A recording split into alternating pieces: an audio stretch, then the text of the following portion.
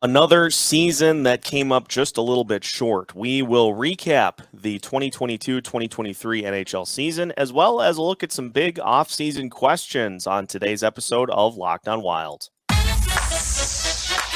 You're Locked On Wild, your daily podcast on the Minnesota Wild. Part of the Locked On Podcast Network, your team every day.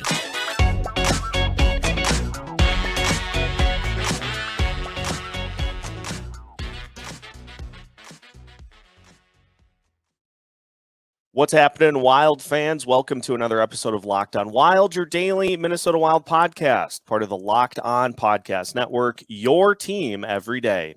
Thanks for making Locked On Wild your first listen each and every day. Make sure you subscribe on YouTube and your favorite podcast platform so you don't miss out on any of our new episodes throughout the week. On today's episode of Locked On Wild, we break down the season with Kevin Gorg. We'll look at some of the highs, some of the lows, and we'll take a look at some of the questions yet to be answered as the offseason begins. Today's episode is brought to you by Game Time. You can download the Game Time app, create an account, and use code LOCKEDONNHL for $20 off of your first purchase. My name is Seth Topal, your daily Minnesota Wild insider. If this is your first time listening to the show, welcome to you. If you are an everydayer who listens each and every day of the week, glad to have you back. And we are glad to have Kevin Gorg back on the show to take a look at the season and to kind of shift our attention towards the offseason as well. Kevin, it was another season in which the Wild were able to crack that 100-point mark, but the wins came in a different way this year. And so it was a little bit of a slow start trying to figure out that style, but this Wild team, they found a different way to come up with some big wins throughout the year. Yeah, I think now that we've let the dust settle here, you can reflect on what the season was. And in my opinion, once again, the regular season far exceeded expectations. You know, I always have friends and family members during September, even early October, ask me to assess the Wild's chances. And I said, you know, it's probably a coin flip this year. They're probably going to take a step back. Trying to replace Kevin Fiala is going to be difficult. They had just a magical year, you know, the year prior where they scored all those goals with the goalie pulled. They had so many players have career years like Marcus Foligno, the aforementioned Kevin Fiala, Kirill, Kaprizov. And so logically speaking, taking Fiala out of that lineup, I thought they'd take a step back. I thought they'd be, you know, nip and tuck to try to make the playoffs, and they'd be an underdog when they got there. I understand the frustration in this town. I understand that it's not just about the Minnesota Wild. It's the core four major sports in this town and the lack of success teams have had. And I think that kind of piggybacks on a disappointing series for the Wild where once again they had a 2-1 series lead. But if you don't focus on that and you focus on really what this season was, the regular season was unbelievably good, especially after that slow start. And you saw a handful of players, young players in this organization, some like Filip Gustavsson we knew nothing about, and Brock Faber take a giant step towards becoming not just mainstays in this league, but potential stars. Yeah, I would say the two biggest emergences of the year were Filip Gustavsson, who came in as a relative unknown and just absolutely lit things up, was one of the top 5 goalies in the league statistically all season. But Matt Boldy, too, who we needed to see take that next step to being a guy last year who impressed after he was called up to now getting a full opportunity to get a crack at the NHL. And it I think perfectly was summed up when Kirill Kaprizov was injured, that he lit the world on fire with 13 goals in March. And so we saw him with that take over the game ability. Just need to see that, I think, with Kirill in the lineup too, as a next step for him going past this season. Yeah, you hit the nail on the head. I think all of us during training camp had no idea what Gustafson was. We have a much better idea now. And knowing that the number 1 draft pick and the goalie of the future and Jesper Wallstedt is waiting in the wings in Iowa off a very solid year in the American Hockey League bodes well for the future at that key position. But let's get back to Matt Boldy. He's a kid that still could be playing college hockey, and he took a giant step, to your point, Seth. Looks like a guy that's going to be 30 to 40 goal scorer guy every single year. And I think the evolution of his game will be 2 parts. Number one, you're right. when Kirill Kaprizov's in this lineup, he still has to be as aggressive to take charge and to shoot pucks and to be the guy, because every team needs more than one go-to guy. And if you have two lines that can produce offense, then you've got I think a real chance to be a consistent winner in this league. But the next step for Matt Boldy is adapting his game to the playoff game. And I think it showed in that series. They paid special attention to him and Kirill Kaprizov, and there is a different way to score goals in the playoffs. And you've got to shoot the puck quicker. You've got to be more aggressive going to the net. Matt's a big kid. He's a big, strong guy that can skate. That'll be the next step in his evolution. He's a 22-year-old kid who's got a ton of upside. He's not done growing physically or as a hockey player. And I think this year is going to be a stepping stone to great things for Matt Boldy. You have to be excited about what lies ahead. The Joel Eriksson Ek injury, there's never a good time for that to happen, but having it happen as late in the season as it did, with him having another career season, this is the thing I think that kind of gets forgotten about Joel Eriksson Ek, is that he just has made incremental improvements in every aspect of his game every season that he's been in the league. And he was doing it again this year before taking that block shot against the Penguins. I've done this job now. I just completed my 17th year covering this team for the TV network, and I have never been around a tougher player. And this guy, we kind of knew behind the scenes that it was a broken leg. And when they told us he was skating again and we watched him walking around the practice facility, I'm like, this guy's not human. He's like a cyborg. I mean, I thought of RoboCop for all you old school movie fans. And so he gets out on the ice, and I thought Ryan Carter summed it up brilliantly. Listen, you can practice and train and control everything leading up to that, but when you get in a game, you don't control your movements, and one bad step can lead to an awkward situation. And he re-broke his leg. I marvel, and it isn't just this situation. If you watch him on a nightly basis up close and see the punishment that he takes and keeps going back to that same area to get cross-checked, to get slashed, to get the glove in the face after every single whistle, because when you play the Minnesota Wild, you know you've got to negate the Joel Eriksson Ek factor. And another thing that Ryan Carter talked about in our broadcast on Bally Sports North is Kirill Kaprizov is the best player on the Minnesota Wild, but Joel Eriksson Ek might be the most important. And boy, did that rear its head in an ugly fashion in the playoffs this year. Yeah, and you see in the postseason, those types of centers play such a pivotal role. I mean, look at Yanni Gourde for the Kraken, just a defense-oriented center that is just a pain to play against because of what they bring to the table, and that not having that in this series really hurt. I think if you handicap who the Wild are, they're clearly a strong team between the pipes. They're solid on the back end. Their top four are about as good as any. And you look at their forward position, they're great at the wing spot, but they really do need help at that center position. And when your top center, your most important center, is missing for a series, that's going to be a problem. Now, I get it. We saw again in game number 1 for Dallas against Seattle how unbelievably gifted Joe Pavelski is. But remember, when he goes out of the lineup, Tyler Seguin is filling his void. When Ek goes out of the Wild lineup, it's Sam Steele.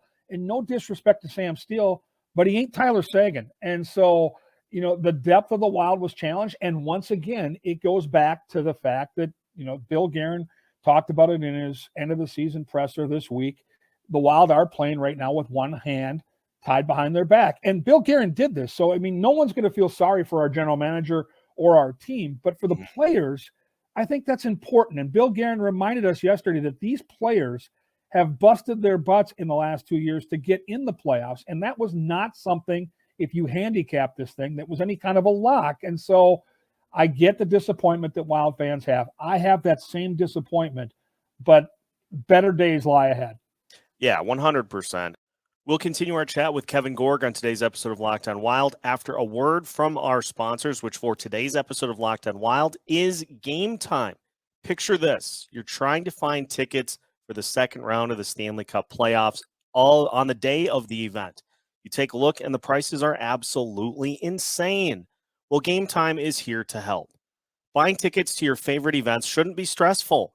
Game Time is the fast and easy way to buy tickets for all the sports, plus music, comedy, and theater near you. They offer amazing flash deals and last-minute tickets, plus easy to find and buy tickets for every kind of event in your area, as well as offering images of your seat view and lowest price guarantee, plus event cancellation protection, job loss protection, and more. Forget planning months in advance.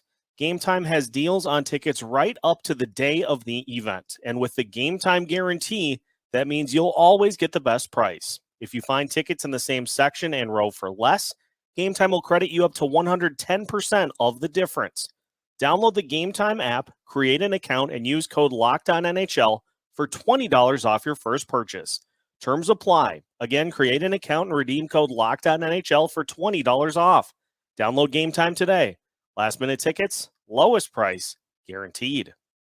Continuing today's episode of Locked On Wild. Once again, thanks for making Locked On Wild your first listen each and every day. Make sure the everydayers that you tune into tomorrow's episode, we'll be talking with Jaden Homuth about where we go from here. Big theme for the week as we transition from the postseason to the offseason here on Locked On Wild. So you can catch that on tomorrow's episode.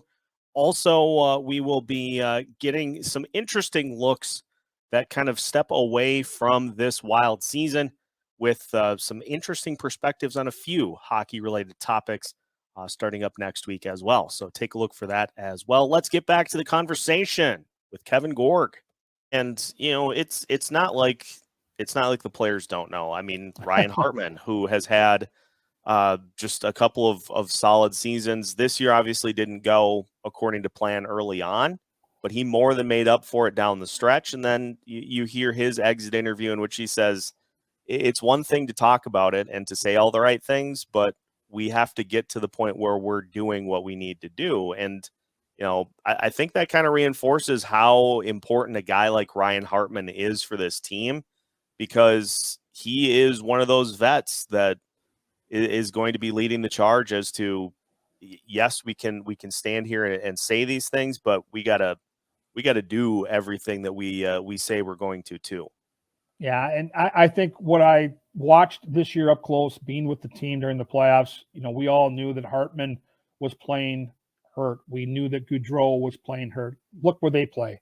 They're center icemen, right? And so the Wild are getting crushed in the faceoff circle. Everybody's talking, including me, about Joel Eriksson Ek being gone and how they're in a tough spot matching up with the Stars at that center position. You got two of your leaders out there, two of your veteran players playing injured. Any other time of the year, they're going to be on the shelf. There's no question about it. But in the playoffs, the NHL is a different animal, man, and these guys play right through it.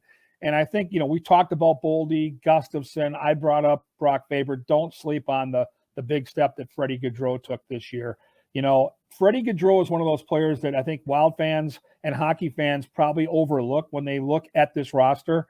Penalty kill guy, a player that can move up and down the lineup and play on a top six forward line or a bottom six and play responsibly, a heart and soul guy, a face-off guy. So he took a huge step and signed a very team-friendly deal. And I don't want to sleep on the fact that he's going to play a key role moving forward, especially these next couple of years when Billy Garen probably can't go out and spend big money to bring in a high-end center. Now, in a couple of years, when that money goes off the books, let's look forward to 2026. Then you can go out and get a guy like a Joe Pavelski, a Tyler Seguin, and, you know, the names I mentioned earlier that can play a key role. But right now, you've got to have Freddy Gaudreau, Ryan Hartman, you know, some of these under-the-radar guys step up and fill that void, at least for the next couple of years.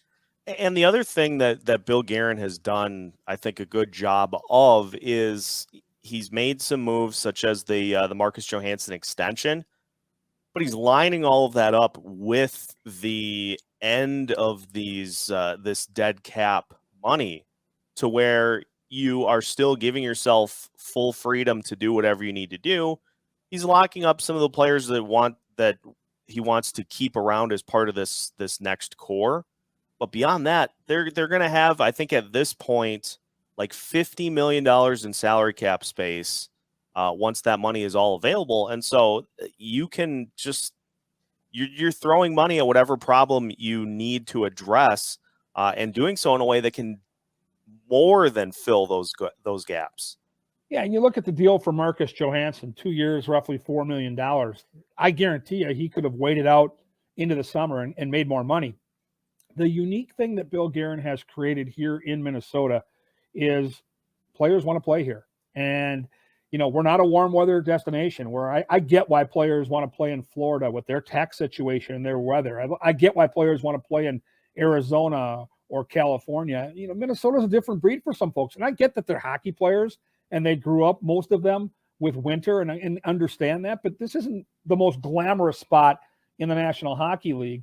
Yet these guys all sign team-friendly deals. And I think players look around that locker room and see the type of character that's in that room. They look at the youth that this team has, and Minnesota right now has the number one prospect pool in the National Hockey League. They look at that coaching staff and how they handle the team and treat their players with respect. And yes, Bill Garen, a general manager that's won Stanley Cups at all levels, matters. And so these guys take the team-friendly deal like Ryan Hartman. Now we've seen Freddy Gaudreau. Now we've seen Marcus Johansson. I think we're going to see that with Filip Gustavsson because they want to be a part of this team and this culture. That, to me, is going to pay dividends at some point. And if you're a Wild fan that's frustrated right now, I think you have to cling to that idea that as long as Bill Garen is here, I mean this sincerely, Wild fans, I'm going to tell you right now, this team will at one point be in a Stanley Cup. I have no doubt in my mind. I watched what this guy did throughout this year, playing the game with one arm tied behind the back, the way he finessed some of those deals through the season,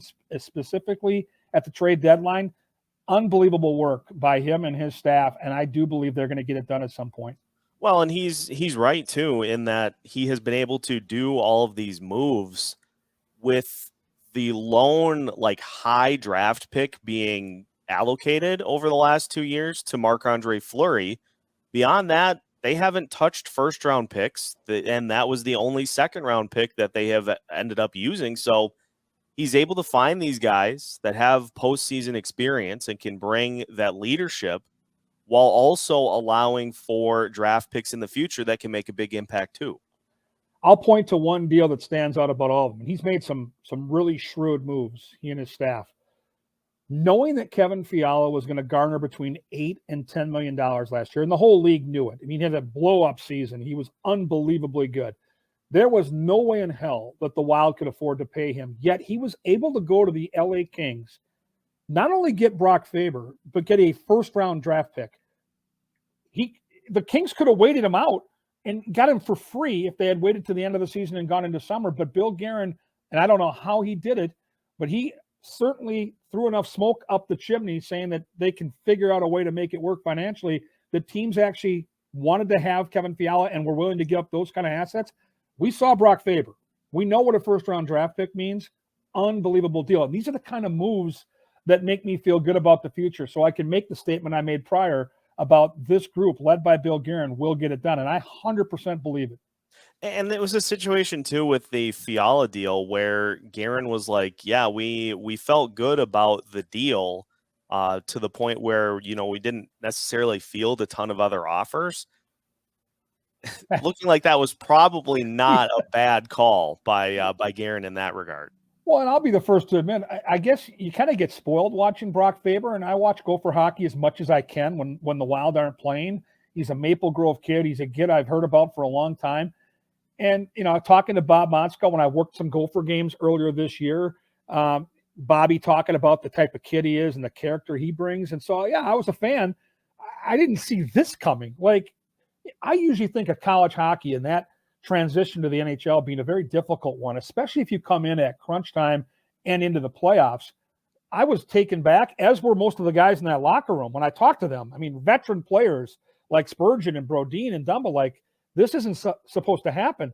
Yet he was able to go out there and probably mentally and physically a little fatigued after that Frozen Four run with Minnesota on the college side. And he looked phenomenal. And so all year long, we were cringing about the fact that Matt Dumba might leave Minnesota because we can't afford to pay him. And I'm like, God, that's our top four. Well, Brock Faber slides into that spot if that's the case. And by the way, who knows how good this kid can be when he has a full offseason to get ready, a full training camp, and is more comfortable with his teammates and this system. I was blown away by how well he played. We'll finish today's episode of Locked On Wild talking about Filip Gustavsson and his offseason plan, as well as a few more items to wrap things up after this. Final segment of today's episode of Locked On Wild. Once again, thanks for making Locked On Wild your first listen each and every day. Everydayers, make sure you check out tomorrow's episode in which we will further break down some of the big topics of this week. We're going to focus in on rebuild versus retool a little bit in tomorrow's show, so make sure that you tune in for that as well. Let's finish our discussion with Kevin Gorg. I got a couple more for you, Kevin, and one of them involves Filip Gustavsson. I wanted to ask you about this because it kind of coincides with some comments we heard from Andrei Vasilevskiy this week after the Lightning were eliminated by the Maple Leafs.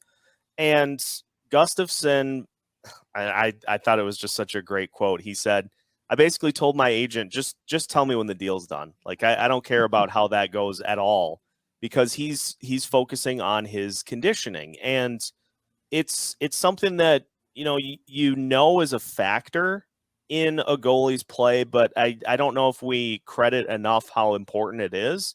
And then you hear Vasilevskiy, who says, he had some nagging injuries that popped up during the season, and he didn't deal with them immediately like he maybe should have. And then it was something that he was being affected by for the entire season. And so you hear those comments, and you hear Gustafson say, yeah, I'm spending the whole offseason working on conditioning. And you're like, okay, I think this is a young guy that gets it, and this is a good sign going forward.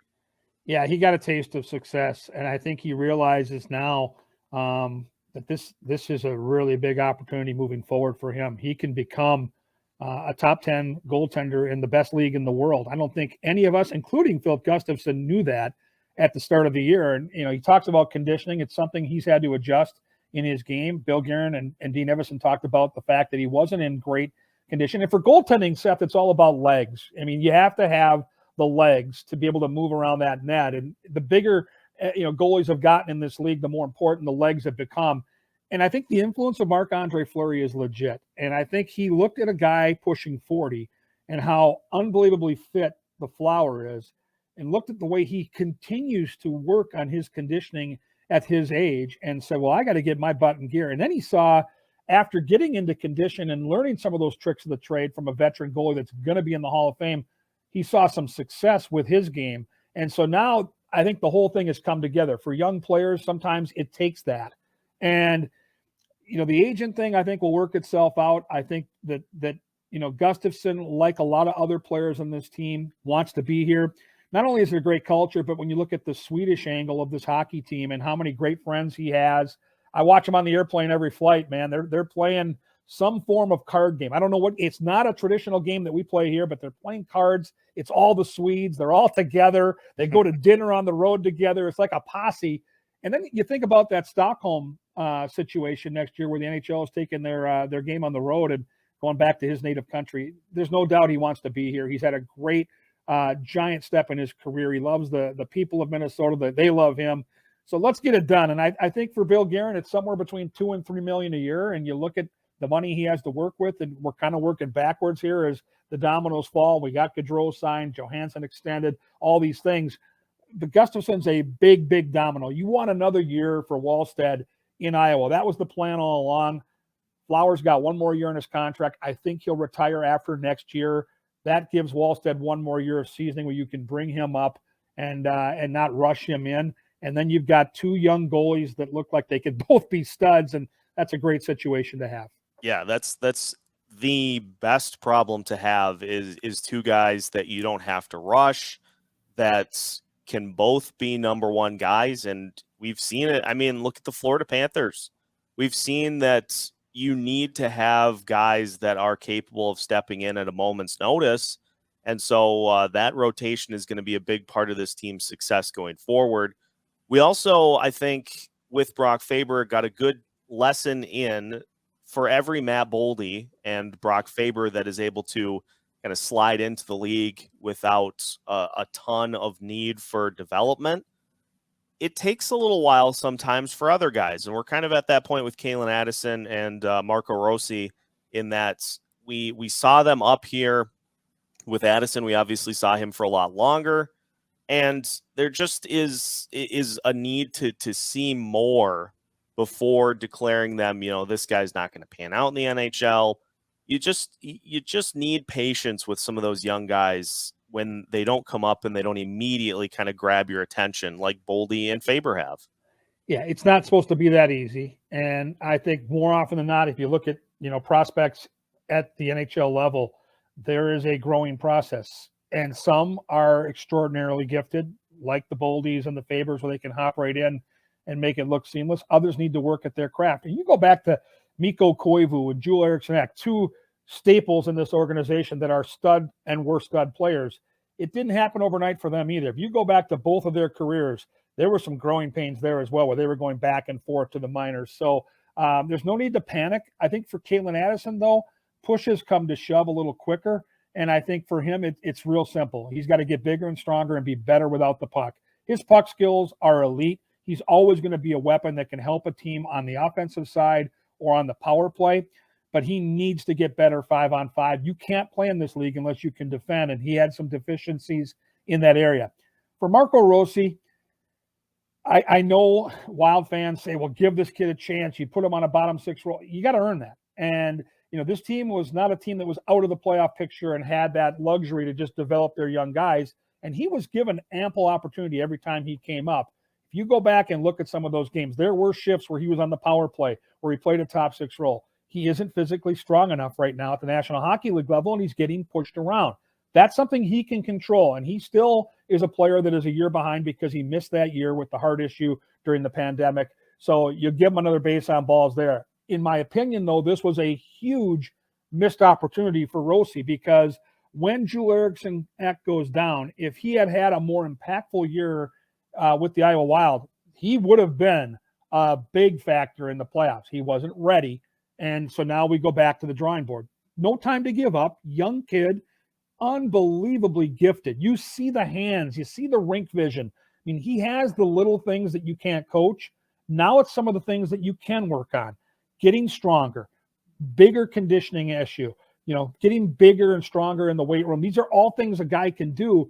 That's the next step for him. And I think he's motivated to do it because there is an area of need in this organization, at least for the next 2 years, down the middle of the rink, and that's exactly the void he can fill. Huge offseason for Marco Rossi. Yeah, 100%. And it's a big offseason because for as many questions as we tackled here today, there still are a ton of others to be answered as this team moves forward. And so no shortage of offseason questions to tackle here at Locked On Wild. But Kevin, we appreciate the time all season, and we'll have to definitely do this again throughout the offseason as some things happen and as we get a clearer picture of what next year's team looks like. It's close, but there are still some roster moves to be made. So we'll keep in touch over the offseason. And listeners, make sure you follow along with Locked On Wild throughout all of the offseason discussion. We'll have some player evals throughout the next few weeks as well.